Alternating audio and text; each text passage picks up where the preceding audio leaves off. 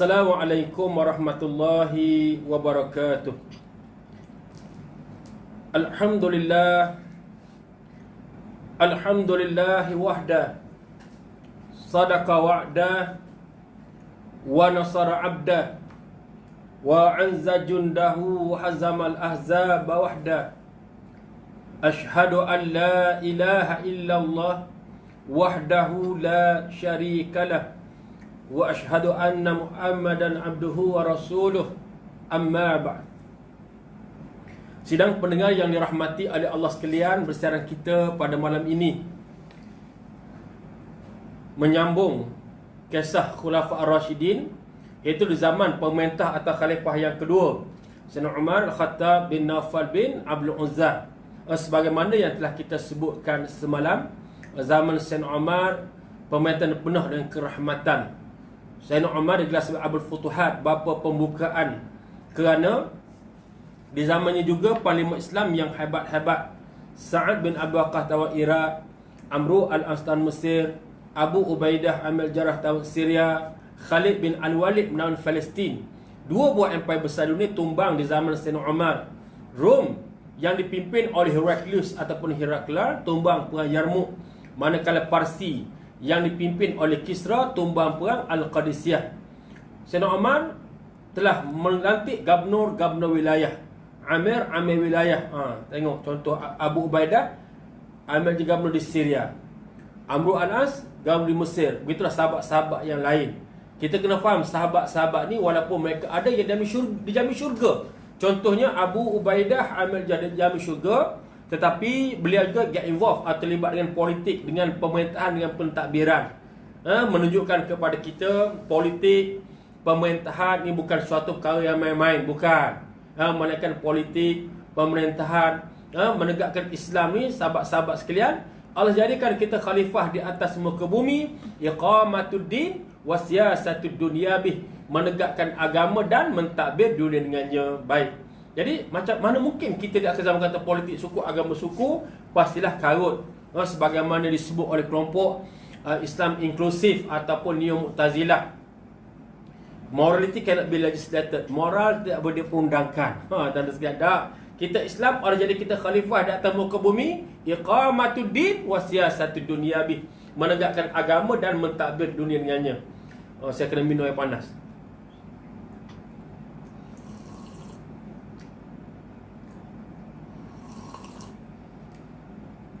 Kopi tanpa gula untuk diet. Baju batik daripada Pulau Belitung di tempat Andrea Hirata. Tahu Andrea Hirata? Laskar Pelangi. Anda saw apa lagi? Cinta Padang Bulan. Ni hadiah daripada sang isteri. Jadi sidang pendengar yang dirahmati oleh Allah sekalian, menarik bagaimana Sayyidina Umar lantik gubernur wilayah. Apa masalah? Masalah pada surat menyurat. Surat menyurat daripada Madinah hantar kepada gubernur wilayah. Oleh kerana wilayah Islam yang luas ini, maka ambil masa nak sampai. Luas, wilayah Islam ni luas, sahabat-sahabat sekalian. Tengok Syria lah. Syria kalau ikut daripada perancangan Amerika Syarikat, mereka nak pecahkan 3 buah negara. Iraq 3 buah negara, minta maaf, Iraq yang Syiah, Iraq yang Sunni, Iraq yang Kurdi. Syria 2 buah negara. Dah, kalau Yaman Utara, Yaman Selatan, tengok mereka tuan-tuan sekalian dipecah, mengotakkan negara Islam jadi nation state yang sempit, yang kecil. Maknanya luas tuan-tuan sekalian. Jadi surat sampai pada gubernur wilayah, tak tahu bila tarikh, bila hari bulan. Maka sahabat-sahabat kanan akhirnya berhimpun dan bermesyuarat untuk menentukan takwim ataupun kalender kepada kita umat Islam. Nak tentukan kalender, ada yang cadang biar bermula daripada tarikh kelahiran Nabi sallallahu alaihi wasallam, tidak mencapai kata sepakat. Mengapa? Sebab sahabat-sahabat jilul Quran ditarbiah langsung oleh Nabi. Tak ada at-tamayuz, tak ada perbezaan dengan kalender orang kafir. Orang Kristian buat kalender Masihi bermula tahun kelahiran Nabi Isa AS. Nabi ajar kita berbeza, kita kafir biar berbeza. Dah, tarbiah Nabi tuan sekalian. Contoh, kalau kita puasa dalam puasa bulan Muharram, pahalanya besar. Puasa 10 Muharram, apa sejarah puasa 10 Muharram? Dah, Nabi sallallahu alaihi wasallam hijrah Mekah ke Madinah. Ada 16 kelompok Yahudi Bani An-Nadir, Bani Quraizah, Bani Qainuqa, Bani Taimah, Bani Khaybar. Dan kelompok Yahudi mereka berpuasa pada tanggal 10 Muharram. Mengapa? Mereka memperingati selamatnya Nabi Musa AS yang dikejar oleh Fir'aun dan bala tenteranya. Kita orang Islam berhak juga Nabi Musa, kerana Rasul yang wajib kita imani 25 Rasul termasuk Nabi Musa AS yang Allah berikan kitab Taurat. Sidang pendengar sekalian, maka Nabi suruh kita puasa biar ada perbezaan 9 dengan 10. 9 Muharram, 10 Muharram. Yahudi puasa 10 Muharram saja. Terlepas 10 Muharram macam mana? 10 ke sebelah. Tak ada masalah. Dah. Sahabat-sahabatku di luar sana, amalkan puasa 9 dan 10 Muharram. Ganjaran sangat besar. Dah. Kita bulan Rejab ni hampir berlari dah. Nak tinggal bulan Rejab. Sayang, Rejab, Syaban, banyak puasa sunat kita, tuan dan sekalian, sahabat-sahabat sekalian. Dah. Kena zaman musim kuarantin, dengan kawalan terhad ni, pergerakan kawalan terhad ni, kita duduk kat rumah. Dah. Saya difaham ramai kawan-kawan kita put in weight, naik tubuh. Dah. Makan sedap sampai 10 kali sehari. Dah. Sampai penat rumah kita buat makan, kita puasa. Dah. Ustaz Jamal buka puasa ramai dengan keluarga, dengan anak-anak, kan seronok tuan dan sekalian. Jadi saya sarankan 9-10, jangan kita tinggal lah. Masuk catat awal-awal dan hari kita nak puasa 9 dengan 10 Muharram. Nak puasa juga hari wukuf 9 Zulhijjah. Dah. Orang Kelantan Terengganu, kalau 9 Zulhijjah tu sama saya budak dulu, hari buat tupat. Tahu hari buat tupat? Hari tu dah balik kampung ni pun buat tupat lah, buat tupat tapai. Tapai kata besuk dah. Makan ramai-ramai lemah dah, boleh makan dulu. Padahal puasa paling sangat besar. Ganjaran sangat besar kepada kita umat Islam kita berpuasa pada hari wukuf. Tapi sayang sebab apa? Sebab ramai yang tidak mengetahui. Kita nak ubah macam mana? Nak ubah budaya ni biar jadi seronok orang berpuasa pada 9 Zulhijjah. Dah. Saya sebelum raya haji lah, saya pengalaman kalau pergi buat misi korban di Afrika, di mana sahabat mereka nak cari kedai, nak makan minum payah. Ya, mereka miskin. Di belah Sudan, Republik Chad, Nigeria, mereka miskin. Tapi buat puasa sunat, Masya Allah mereka puasa. Dah, sana panas. Panas Afrika ni panas, ya Allah. Dah. Sehingga kalau kita duduk 3 bulan hitam metalik. Wah, tahu hitam metalik? hitam kilat dan sekalian. Jadi, tuan-tuan, menarik. Cara yang pertama tak setuju sebab tidak ada tamayus, tidak ada unsur perbezaan antara Islam dengan orang kafir. Baik, cara yang kedua, supaya bermula tahun kewafatan Nabi SAW juga tidak mencapai kata sepakat, maka Sayyidina Umar minta pandangan daripada Sayyidina Ali. Siapakah Sayyidina Ali? Karramallahu wajhah. Keluarga Nabi Al-Bait, sepupu Nabi yang mulia, adik-beradik dengan Ummu Hani, adik-beradik dengan Ja'far bin Abu Talib, adik-beradik dengan Aqil bin Abu Talib dan lain-lain. Sayyidina Ali karramallahu wajhah merupakan anak angkat Nabi. Dia Nabi menggelarkan Sayyidina Ali Abu Turab.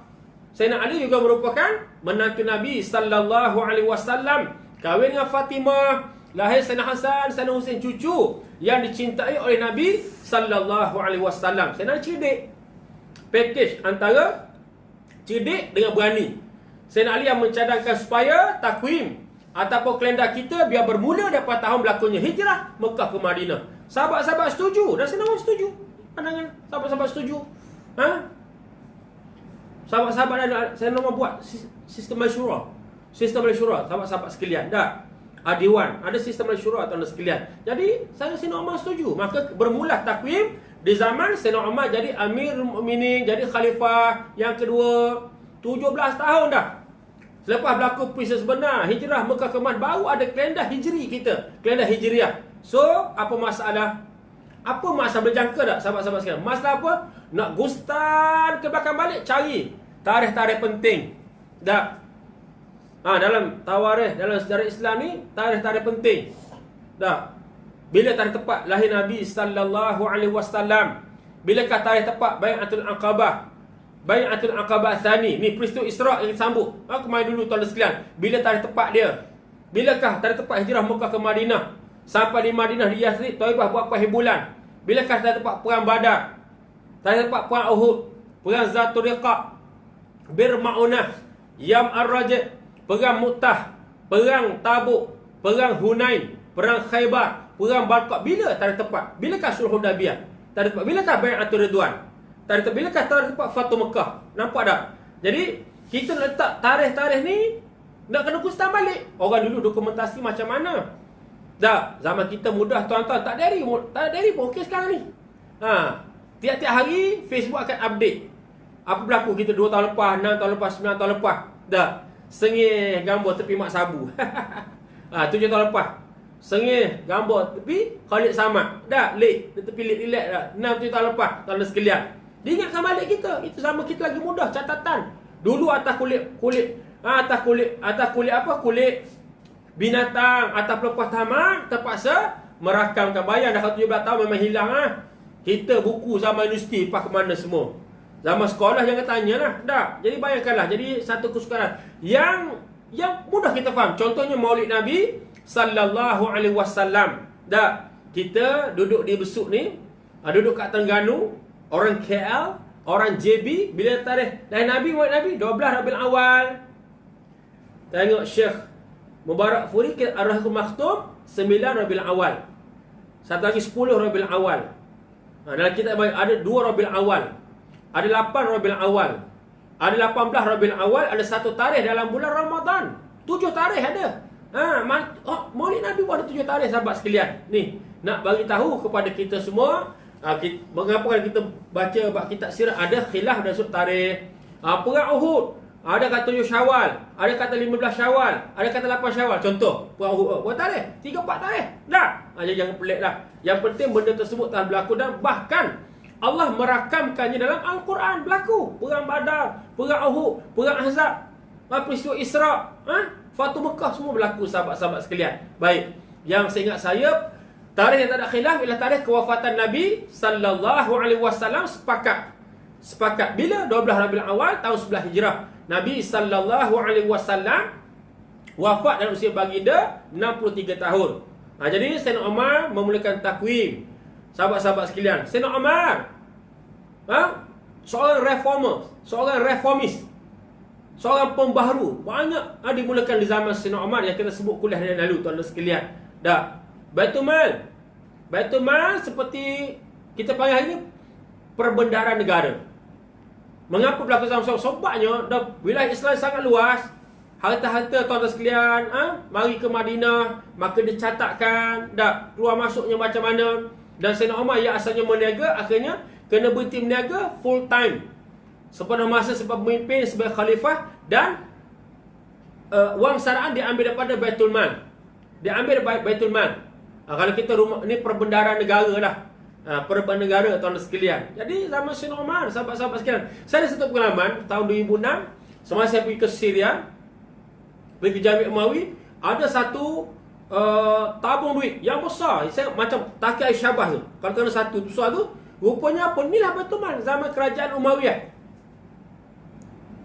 Zaman kerajaan Umayyah, di mana besar tangki air taman perumahan kita tu. Bayangkanlah, tempat letak duit logamnya dah, peraknya begitu. Ya Allah, tuan sekalian, mana kayanya kerajaan Islam pada waktu satu ketika dahulu, masya-Allah. Jadi zaman Sayyidina Umar kata, sebagaimana yang telah saya sebutkan tadi, pembaharuan yang dibuat sahabat-sahabat sekalian terlalu banyak. Dan Sayyidina Umar dicemburui oleh orang-orang kafir. Sebab zaman Sayyidina Umar jatuhnya Empire Rom dengan Parsi. Tuan sekalian. Baik, Sayyidina Umar, tuan-tuan sekalian, menarik. Kalau kita perhatikan macam isu yang berlaku di Syria. Di Syria bila Abu Ubaidah Amir Al-Jarrah ni telah kembali ke rahmatullah dengan penyakit kolera yang menyebabkan 24,000 orang mati, termasuk gubernur Syria. Maka beliau telah melantik siapa dia? Muawiyah bin Abu Sufyan bin Harb bin Umayyah sebagai gubernur.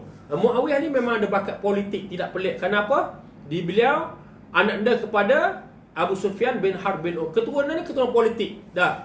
Zaman kita lah tengok dah Ustaz ni Abdul, anak Tunggu ni Aziz, dah Ustaz Khalid, Ustaz Khalid anak Dua Jadi. Kalau Syabuddin Tun Husin On, anak Tun Husin On, anak On bin atau On bin Jaafar. Dan mana keturunan keluarga politik, tak pelik lah. Memang begitu keluarga dia. Dan anak contoh Yazid bin Muawiyah, tuan-tuan sekalian. Jadi beliau dilantik sebagai gubernur di Syria. Ini zaman Sayyidina Umar. Dan Sayyidina Umar lah khalifah yang memulakan lawatan ke luar negara, luar daripada Madinah, ke mana? Jerusalem. Tapi sahabat-sahabat musyarat boleh tak boleh? Saya setuju. Sebab apa penting sangat untuk penyerahan kunci Jerusalem. Untuk ambil kunci apa? Baitul Muqaddas, Baitul Maqdis, yang sebenarnya di bawah kerajaan Kristian. Maka Sayyidina Umar pergi ke Jerusalem. Pergi ke Jerusalem, tuan-tuan sekalian. Makna Sayyidina Umar walaupun begitu hebat kekuasaan dengan wilayah kekuatan, tapi sangat zuhud. Dengan disebut jubah Sayyidina Umar ada 13 tampalan. 13 liang tampalan Sayyidina Umar. Kalau Jumaat tu, tuan-tuan sekalian, jemur dulu jubah dia. Dah.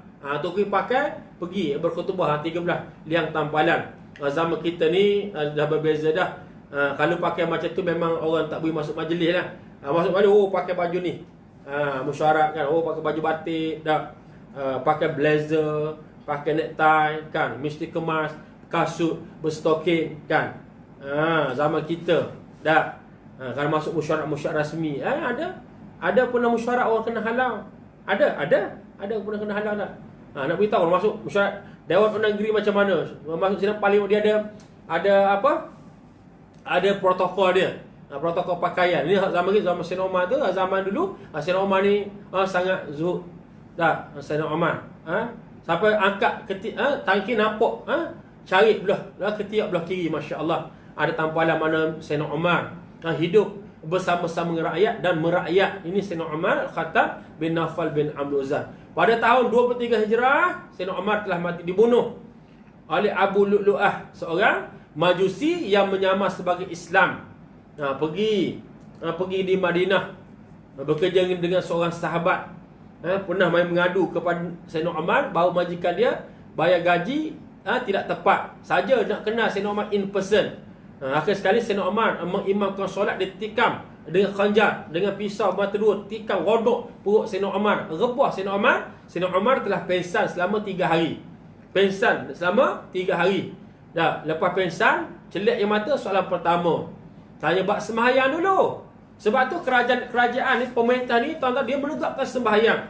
Menegakkan sembahyang, menegakkan solat. Sebagaimana kita baca Al-Quran, baca surah Al-Hajj ayat 41. Alladzina immakannahum fil ardi aqamus salat wa atauz zakah wa amaru bil ma'ruf wa nahaw 'anil munkar walillahi 'aqibatul umur. Dan orang-orang yang kami berikan kepada mereka kekuasaan di atas muka bumi, dan mereka mendirikan solat, dan mereka menunaikan zakat, dan mereka menyuruh kepada perkara ma'ruf, dan mereka mencegah kepada perkara mungkar, dan Allah lah kembali segala urusan. Yang pertama tanya, umat Islam dah sembahyang ke belum? Tanya bab sembahyang dulu.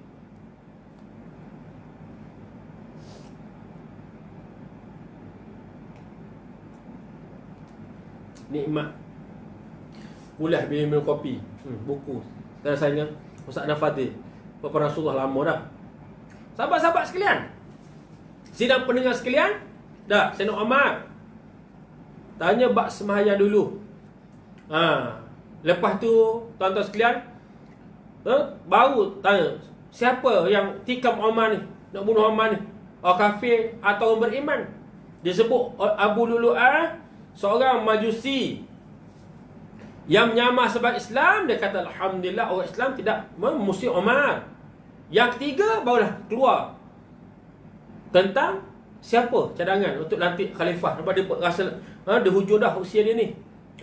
Sahabat-sahabat sekalian, tuan-tuan sidang pendengar yang dirahmati oleh Allah sekalian, tengok menarik sistem pemilihan selepas daripada Sayyidina Umar. Apa yang berlaku tuan sekalian itu, syura telah bermusyawarah. Ahli masyura telah bermusyawarah. Bahkan diisi kekosongan ahli masyura di mana Abu Ubaidah Amir Al-Jarrah yang telah gugur, yang telah kembali ke rahmatullah dengan penyakit kolera atau taun di Syria. Siapa ganti? Abdullah bin Umar. Siapa Abdullah bin Umar? Anak Sayyidina Umar yang sangat warak, sangat alim.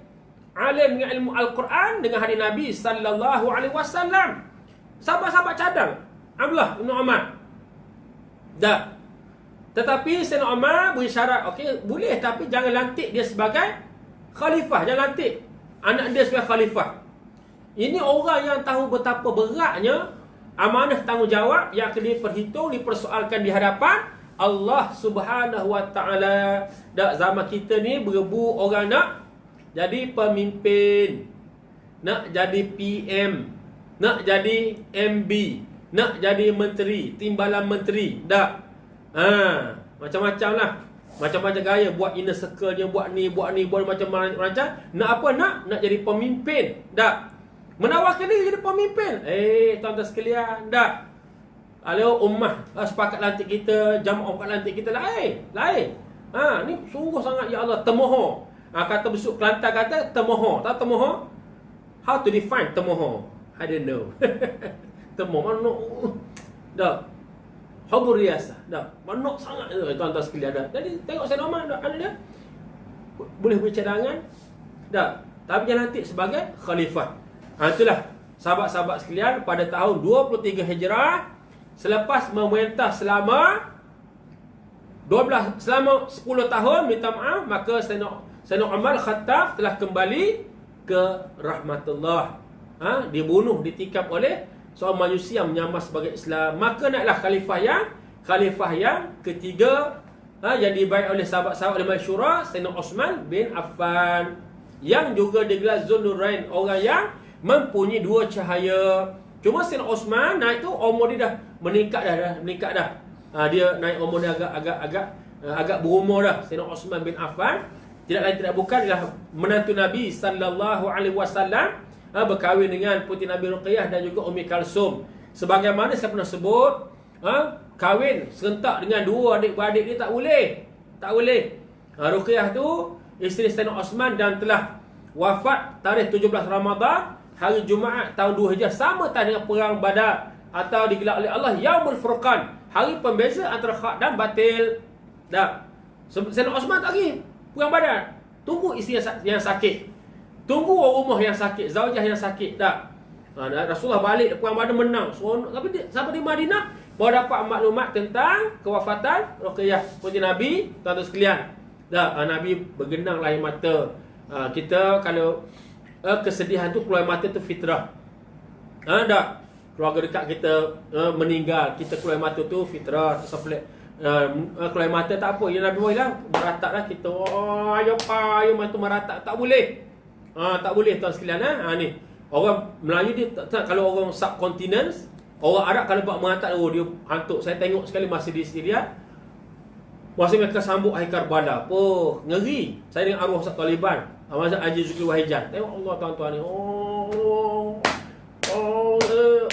Takut tengok Ustaz. Kata benda ni kan.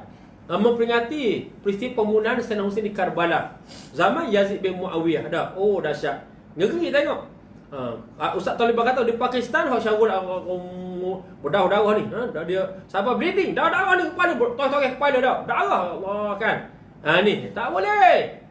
Tapi kalau kena air mata fitrah lah. Kalau contoh mak kita, adik-beradik kita mati dah.